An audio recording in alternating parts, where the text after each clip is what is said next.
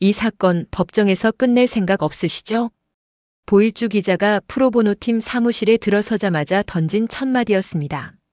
장영실 변호사는 커피를 마시다 말고 그를 바라봤는데요.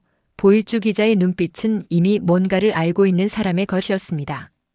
장영실은 웃어넘기려 했지만 속으로는 이미 계산하고 있었습니다. 이 기자가 어디까지 알고 있는지, 그리고 우리 편인지 아닌지를요. 보일주 기자는 법조 출입 기자들 사이에서 한 번 물면 끝을 본다는 평판이 있었습니다. 클릭수를 위한 자극적인 기사가 아니라 구조를 파헤치는데 집요한 사람이었죠. 그는 서진이 사건 재판을 취재하면서 묘한 패턴을 발견했습니다. 비슷한 시기에 비슷한 논조의 기사들이 쏟아지고 피해자를 의심하게 만드는 여론이 형성되는 패턴이었습니다. 이거 보세요. 보일주 기자가 노트북을 펼쳤습니다. 화면에는 지난 5년간 연예계 갑질 관련 기사들의 타임라인이 정리돼 있었습니다. 엘리야 사건, 미나 사건, 그리고 지금 서진이 사건까지. 패턴이 똑같아요. 처음엔 피해자 편이었다가 일주일쯤 지나면 갑자기 피해자를 의심하는 기사들이 쏟아져요. 황준우가 자료를 자세히 봤습니다. 이 기사들 전부 같은 언론사에서 나왔네요. 보일주 기자가 고개를 끄덕였습니다. 네. 그리고 이 언론사들의 공통점이 뭔지 아세요? 전부 특정 PR업체의 광고를 받고 있어요. 강다윗 씨 끼어들었습니다. 그 PR업체가 혹시? 네. 엘리야 사건 때 나온 바로 그 여론 조작 업체예요. 이름만 바꿔서 운영 중이에요. 보일주 기자의 말에 프로보노팀은 서로를 바라봤습니다. 이건 단순한 개별 사건이 아니었습니다. 이건 시스템이었습니다. 박기쁨이 조심스럽게 물었습니다. 기자님, 왜 이 정보를 우리한테 주시는 거예요? 보일주 기자가 잠시 말이 없었습니다. 그리고 천천히 입을 열었습니다.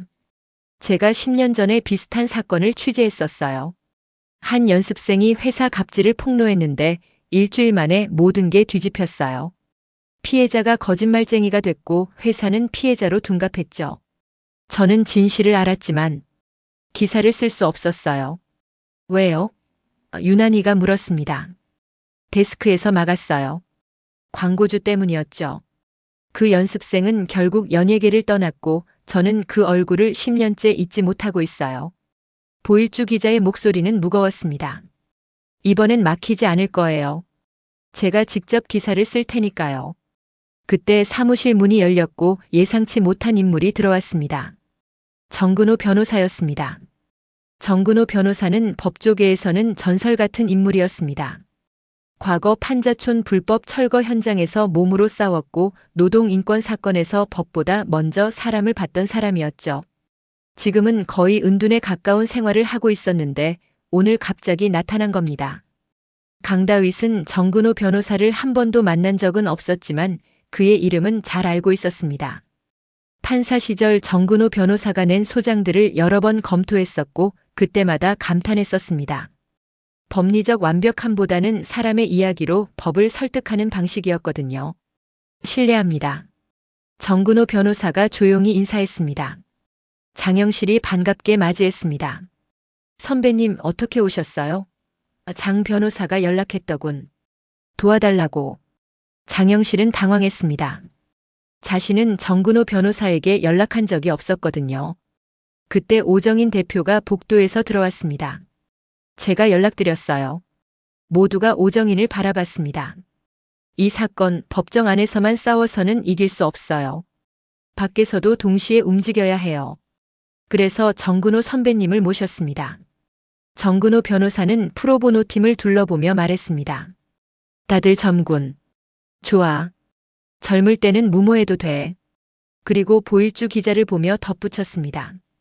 보 기자 오랜만이야. 아직도 기레기 소리 들으며 살아? 보일주 기자가 쓴웃음을 지었습니다. 선배님은 아직도 좌빨 변호사 소리 들으시죠? 두 사람은 웃었고 그 웃음에는 오랜 전우애가 묻어났습니다. 강다윗은 그제야 깨달았습니다.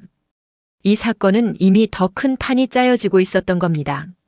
며칠 후 보일주 기자는 취재 자료를 들고 다시 프로보노 팀을 찾아왔습니다. 그의 표정은 처음보다 더 굳어 있었습니다. 더 파보니까 이거 생각보다 훨씬 깊어요. 보일주 기자가 펼친 자료에는 충격적인 내용들이 담겨 있었습니다. 지난 10년간 연예계 갑질 사건들의 여론 흐름을 분석한 결과 모든 사건에서 동일한 패턴이 발견됐습니다. 피해자 폭로 초기 동정 여론 일주일 후 의심 기사 폭주 피해자 이미지 실추 사건 흐지부지. 이 패턴이 10년간 반복됐어요. 그리고 모든 사건에서 같은 PR 업체, 같은 언론사, 같은 논조가 등장해요. 보일주 기자가 핵심을 짚었습니다. 이건 우연이 아니에요. 누군가 관리하고 있어요. 정근호 변호사가 자료를 천천히 넘기며 말했습니다. 보 기자, 이 PR 업체 대표가 누군지 알아봤나? 네. 김상훈이라는 사람인데요. 과거 이력이. 보일주 기자가 말을 잇지 못했습니다. 정근호 변호사가 대신 말했습니다. 오규장 변호사 법무법인 출신이지? 모두가 놀란 표정을 지었습니다. 또 오규장이었습니다. 강다윗은 한숨을 쉬었습니다. 오규장 변호사가 만든 네트워크가 아직도 작동하고 있다는 거네요. 정근호 변호사가 고개를 끄덕였습니다. 오규장은 감옥에 있지만 그가 만든 시스템은 여전히 살아있어. 제자들이 그 시스템을 물려받았거든. 박기쁨이 물었습니다. 그럼 우리가 싸워야 하는 건 단순히 스타웨이브가 아니라 그 뒤에 있는 전체 네트워크라는 건가요? 그렇지. 정근호 변호사가 단호하게 대답했습니다. 그래서 법정에서만 싸워서는 안 돼. 여론도 동시에 움직여야 해. 보일주 기자가 덧붙였습니다. 문제는 이 여론 조작 시스템이 너무 정교하다는 거예요. 직접적인 거짓말을 하지 않아요. 대신 질문을 던져서 의심하게 만들죠. 피해자 주장만 듣고 판단하면 안 된다. 양쪽 이야기를 들어봐야 한다. 이런 식으로요. 장영실이 인상을 찌푸렸습니다. 공정해 보이는 말로 포장하는 거네요. 정확해요. 보일주 기자가 고개를 끄덕였습니다. 그래서 대중은 자신이 조작당하고 있다는 걸 인식하지 못해요. 오히려 스스로 공정하게 판단한다고 생각하죠. 황준우가 질문했습니다. 그럼 우리는 어떻게 대응해야 해요? 정근호 변호사가 대답했습니다. 상대가 법을 쓰는 순간 우리는 구조를 꺼내야 해. 개별 사건이 아니라 시스템 전체를 드러내는 거지. 유난히가 추가 자료를 꺼냈습니다. 그 PR 업체 김상훈 재무자료 분석해봤는데요. 수상한 점이 있어요. 매달 일정 금액이 해외 계좌로 빠져나가요. 그 계좌가 유난히가 화면을 돌렸습니다. 오규장 변호사 명의예요. 강다윗이 놀라며 물었습니다. 오규장이 감옥에 있는데 어떻게? 정근호 변호사가 설명했습니다. 오규장은 수감 전에 이미 시스템을 완성해놨어. 자동으로 돌아가도록 만들어뒀다는 거지. 그리고 그 시스템의 수익은 여전히 오규장에게 흘러가고 있어. 오정인이 복잡한 표정을 지었습니다. 아버지가 감옥에서도 돈을 벌고 있었다는 건가요? 정근호 변호사가 조심스럽게 대답했습니다. 미안하지만 그래. 그리고 그 돈은 아마 다시 시스템을 유지하는 데 쓰이고 있을 거야. 보일주 기자가 말했습니다. 제가 기사를 쓸게요. 이 전체 구조를 폭로하는 기사요. 하지만 그가 잠시 말을 멈췄습니다. 데스크를 설득하기 쉽지 않을 거예요. 광고주 압력이 들어올 테니까요. 정근호 변호사가 물었습니다. 보 기자, 자네 아직도 그 언론사에 있나? 네, 10년째요. 그럼 이제 나올 때도 됐군. 정근호 변호사의 말에 보일주 기자는 놀랐습니다. 무슨 말씀이세요? 독립 언론으로 나와. 내가 알아. 정근호 변호사가 단호하게 말했습니다. 이 기사는 어차피 기존 언론에서는 못 써. 광고주들이 가만 안 둘 테니까. 그럼 자네가 직접 플랫폼을 만들어야지. 보일주 기자는 한참을 고민했습니다. 10년간 다닌 회사를 떠난다는 건 쉬운 결정이 아니었습니다. 하지만 동시에 그는 알고 있었습니다. 이 기사를 쓰지 않으면 10년 전 그 연습생의 얼굴을 평생 잊지 못할 거라는 것을요. 알겠습니다. 보일주 기자가 결심했습니다. 사표 쓰고 나올게요. 그리고 독립 미디어로 이 기사를 쓰겠습니다. 정근호 변호사가 미소 지었습니다. 좋아. 그럼 이제 본격적으로 시작해볼까? 보일주 기자는 일주일 만에 사표를 내고 나왔습니다. 그리고 독립미디어 진실의 기록을 개설했습니다. 첫 기사 제목은 명확했습니다. 10년간 반복된 여론 조작, 연예계 갑질 뒤의 시스템을 밝힌다. 기사가 나가자마자 반응은 폭발적이었습니다. 조회수는 24시간 만에 100만을 넘었고 댓글에는 비슷한 경험을 한 사람들의 증언이 쏟아졌습니다. 저도 당했어요. 저희 회사도 똑같아요. 이게 시스템이었군요. 하지만 동시에 역공도 시작됐습니다.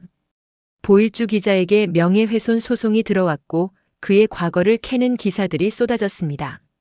독립미디어라는 이름의 가짜뉴스, 검증되지 않은 주장으로 기업 이미지 훼손, 이런 제목의 기사들이 연일 올라왔습니다. 프로보노 팀 사무실에서 보일주 기자는 지쳐 보였습니다. 예상은 했는데 막상 당하니까 힘드네요. 정근호 변호사가 그의 어깨를 두드렸습니다. 이제 시작이야. 더 세게 올 거야. 견딜 수 있겠나? 보일주 기자가 고개를 끄덕였습니다. 해야죠. 이미 시작했으니까요. 한편 법정에서는 서진이 사건이 예상치 못한 방향으로 흘러가고 있었습니다. 스타웨이브 측 변호사가 새로운 증거를 제출한 겁니다.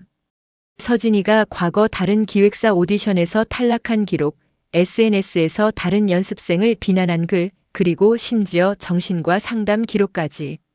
박기쁨은 분노했습니다. 이건 프라이버시 침해예요. 어떻게 정신과 기록을 입수한 거죠? 상대 변호사가 태연하게 대답했습니다. 합법적인 절차를 거쳤습니다. 서진이 씨가 과거에 동의서에 서명했거든요. 강다위 씨 서류를 확인했습니다. 3년 전 서진이가 연습생 계약을 할 때 작성한 동의서였는데 거기에는 회사가 필요하다고 판단할 경우 개인정보를 활용할 수 있다는 조항이 포함돼 있었습니다. 이것도 시스템이었습니다. 계약 시점부터 이미 통제 장치를 심어 놓은 거였죠. 재판부는 증거를 검토하겠다며 일주일 휴정을 선언했습니다. 그 일주일 동안 서진이에 대한 여론은 급격히 나빠졌습니다. 정신과 치료를 받았다는데 증언을 믿을 수 있나? 다른 연습생을 비난한 적도 있다는데 이런 의혹들이 쏟아졌습니다. 서진이는 무너졌습니다. 변호사님, 저 포기할래요. 이거 계속하면 제 인생이 완전히 망가질 것 같아요. 박기쁨이 서진이를 위로하려 했지만 서진이는 고개를 저었습니다. 제가 약하다는 게 맞나 봐요. 다들 참는데 저만 못 참는 거죠. 바로 그때 정근호 변호사가 결정적인 카드를 꺼냈습니다. 서진이, 아직 포기하지 마. 우리한테 숨겨둔 증거가 있어. 모두가 정근호 변호사를 바라봤습니다. 무슨 증거요? 강다위 씨 물었습니다. 정근호 변호사가 USB를 꺼냈습니다. 스타웨이브 내부 녹음이야. 대표 이승호와 PR업체 김상훈이 대화하는 내용이지. 어떻게 구하셨어요? 황준우가 놀라며 물었습니다. 내부 제보자가 있어. 스타웨이브 직원 중 한 명이 양심의 가책을 느끼고 나한테 연락했거든. 정근호 변호사가 USB를 노트북에 꽂았습니다. 녹음 파일이 재생됐고 이승호의 목소리가 들렸습니다. 서진이 사건 어떻게 처리하면 돼? 이전처럼 하면 됩니다. 피해자 이미지부터 깎아내리는 거죠. 정신과 기록, SNS 과거 발언, 이런 걸 흘리면 사람들이 의심하기 시작해요. 그럼 보일주 기자는? 걱정 마세요. 이미 그쪽 언론사에 압력 넣었습니다. 곧 기사 못 쓸 거예요. 녹음은 거기서 끝나지 않았습니다. 더 충격적인 내용이 이어졌습니다. 오규장 변호사 쪽에서 연락 왔어요. 이번 달 후원금 좀 더 올려달래요. 알았어.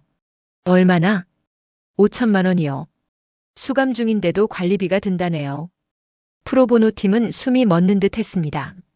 오 규장이 감옥에서도 이 시스템을 관리하고 있었던 겁니다. 그리고 그 돈은 연예 기획사들로부터 나오고 있었습니다. 강다위 씨 물었습니다. 이걸 언제 쓸 생각이셨어요? 정근호 변호사가 대답했습니다. 지금. 보 기자가 2차 기사를 준비하고 있어. 이 녹음과 함께 나가면 게임 체인저가 될 거야. 보일주 기자의 2차 기사가 나갔습니다. 제목은 감옥에서도 작동하는 시스템 -5 규장의 여론 조작 네트워크였습니다. 기사에는 정근호 변호사가 제공한 녹음 파일이 첨부돼 있었고 스타웨이브뿐 아니라 다른 연예 기획사들의 연루 정황까지 상세히 담겨 있었습니다. 이번에는 다른 언론사들도 움직이기 시작했습니다. 더 이상 무시할 수 없는 이슈가 된 겁니다. 방송에서는 연일 이 사건을 다뤘고 국회에서도 청문회가 열렸습니다. 재판이 재개됐을 때 분위기는 완전히 바뀌어 있었습니다. 강다윗은 녹음 파일을 증거로 제출했고 스타웨이브 측은 변명할 말을 잃었습니다.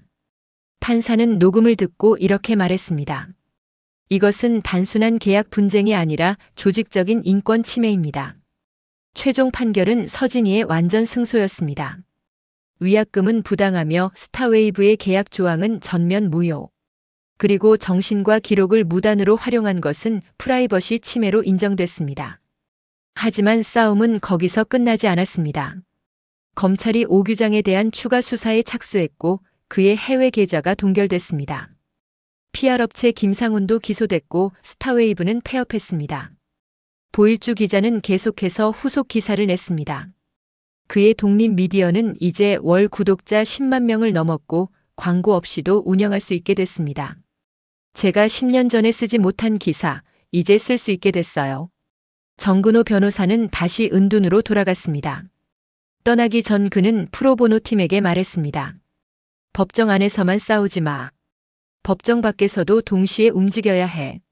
그게 진짜 싸움이야. 프로보노 팀 사무실에는 보일주 기자가 보낸 액자가 걸렸습니다.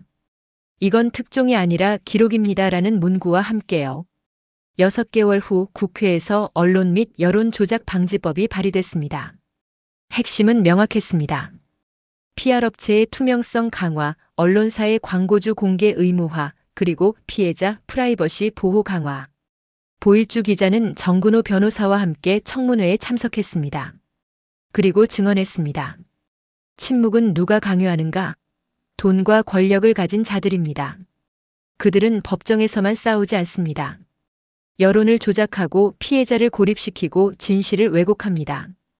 우리가 막아야 합니다. 법안은 통과됐고 새로운 시대가 시작됐습니다. 완벽하지는 않았지만 적어도 이제는 싸울 수 있는 무기가 생겼습니다. 프로보노 팀은 보일주 기자, 정근호 변호사와 함께 정기적으로 만나기 시작했습니다. 법조계와 언론계가 협력하는 새로운 모델이었죠. 강다윗은 그 모임을 법정 밖의 전쟁 회의라고 불렀습니다. 변화는 계속되고 있었습니다. 그리고 그 중심에는 한 번 물면 끝을 보는 사람들이 있었습니다. 구독과 좋아요는 제작에 큰 힘이 됩니다. 새해 복 많이 받으세요.